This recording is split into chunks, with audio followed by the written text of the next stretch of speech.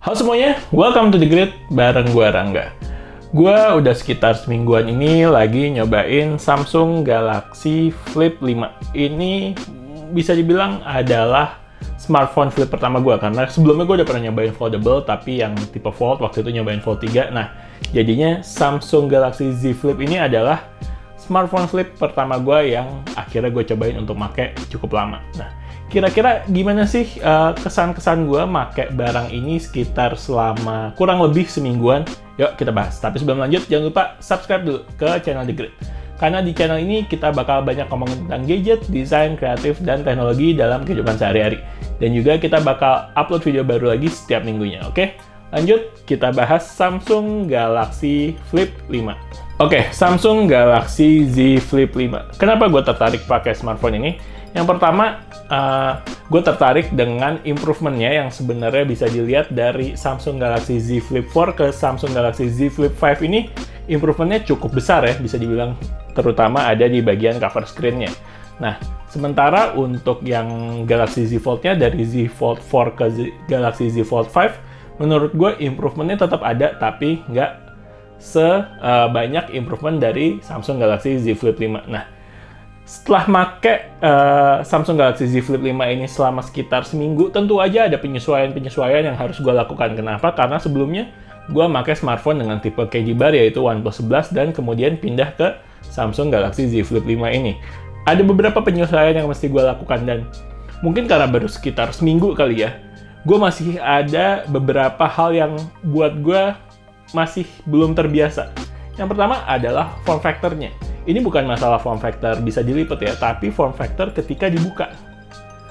Ketika dibuka itu form factor aspek rasio layarnya itu ada di 21,9 banding 9 kalau nggak salah ya, atau 22:9 lah bisa dibilang. Nah, setelah gue coba pakai aspek rasio 22:9 ini, ternyata kok panjang banget setelah dipakai. Bisa dilihat kan? Jadi layarnya tuh terasa panjang dan gripnya tuh jadi jadi bukan nggak nyaman sih, cuman gue belum terbiasa sampai saat ini, pakai seminggu tuh gue masih belum terbiasa untuk megang smartphone sepanjang ini dalam jangka waktu yang lama. Jadinya tangan gue tuh jadi agak suka pegel karena gue harus nahan. Nggak tahu ya, ini mungkin masalah kebiasaan aja, tapi gue menahan smartphone ini dengan jari kelingking yang ada di bawah ini, karena gue kalau megang kayak gini jadi gue nggak bisa ngapa-ngapain gitu, mau scrolling nggak bisa. Jadi kalau misalkan gini mungkin gue masih bisa pakai jempol, tapi kalau kayak gini, nah jadi agak itu penyesuaian yang mesti gue lakukan. Dan setelah pakai seminggu Galaxy Z Flip 5 ini, gue masih belum terbiasa. Oke, lanjut. Hal yang gue temuin setelah seminggu pemakaian ini yaitu adalah Galaxy Z Flip 5 ini cukup licin, terutama buat gue yang tangannya keringetan.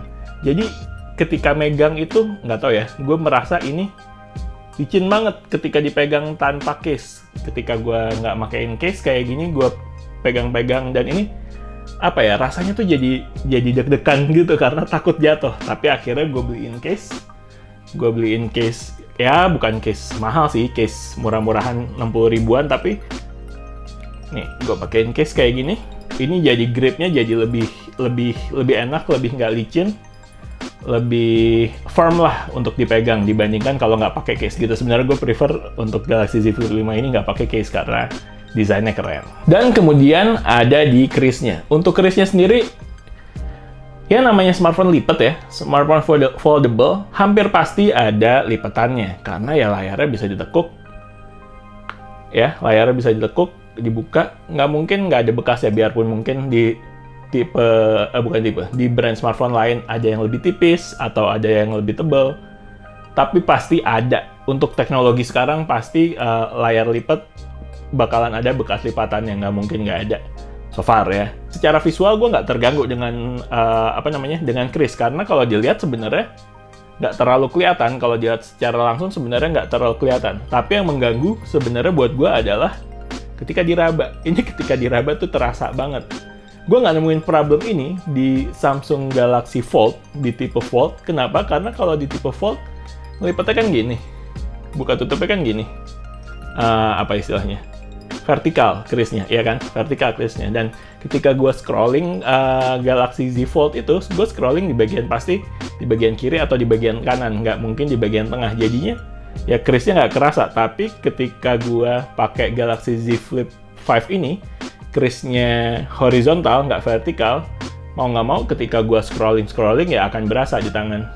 So far itu yang gue temuin di pemakaian gue selama seminggu untuk Galaxy Z Flip 5 ini. Nah, tapi mungkin itu yang agak bukan negatif. Itu sebenarnya ya hal-hal yang baru gue temuin sebagai pengguna Z Flip 5 yang baru ngerasain. Mungkin gue masih belum terbiasa, tapi sebenarnya ada beberapa hal baiknya dari Samsung Z Flip 5 ini.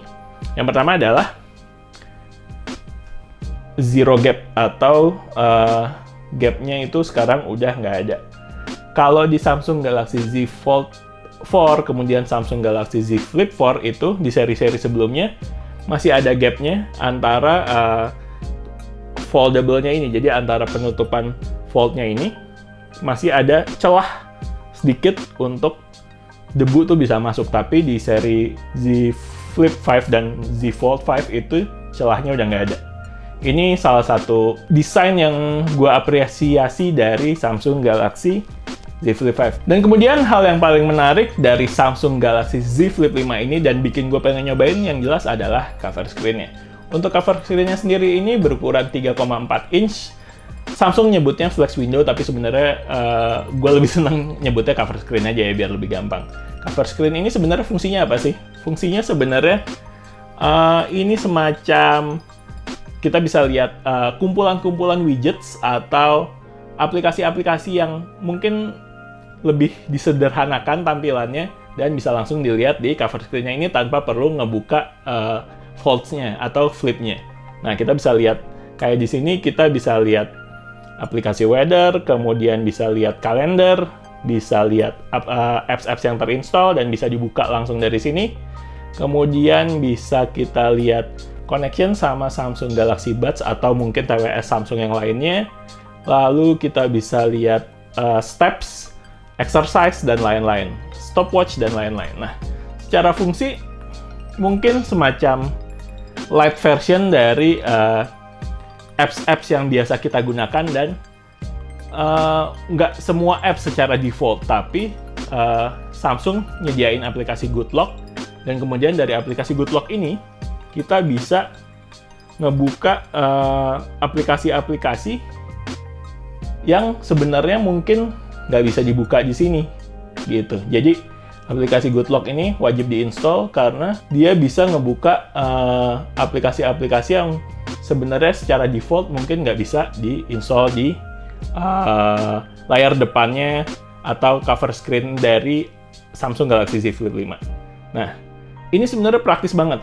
Cover screen-nya ini bikin gue jadinya ya udah di sini aja. Gue nggak perlu ngebuka dalamnya sering-sering. Gue nggak perlu ngebuka karena kalau dibuka ya udah jadi smartphone Android biasa aja kan.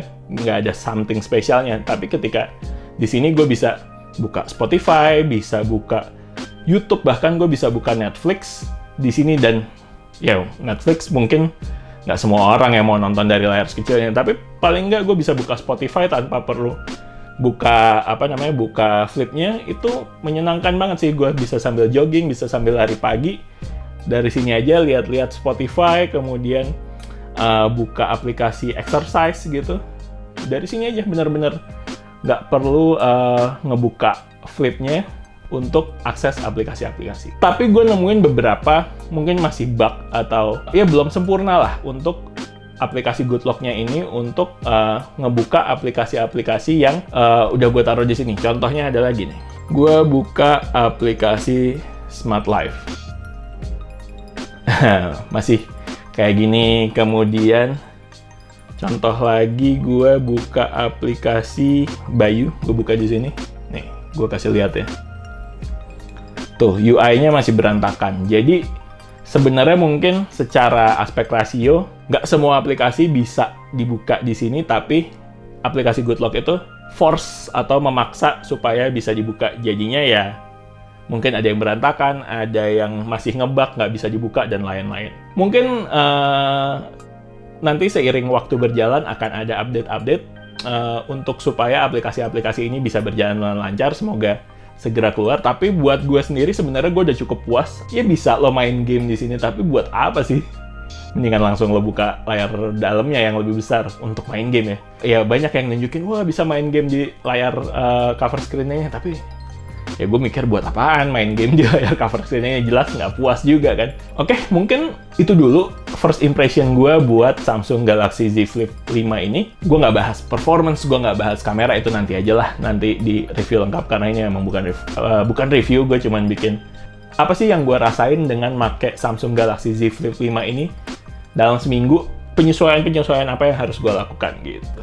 Dan gue masih menyesuaikan diri, nanti sambil gue pakai, sambil gue review, mungkin gue akan lebih nyaman ke depannya. Who knows? Kita coba pakai terus, nanti bakal kita lanjut ke video lebih lengkapnya. Oke, kira-kira itu dia seminggu pemakaian Samsung Galaxy Z Flip 5. Nanti kita bakal bahas lebih lengkapnya di video review. Oke, The Great sign out. Bye.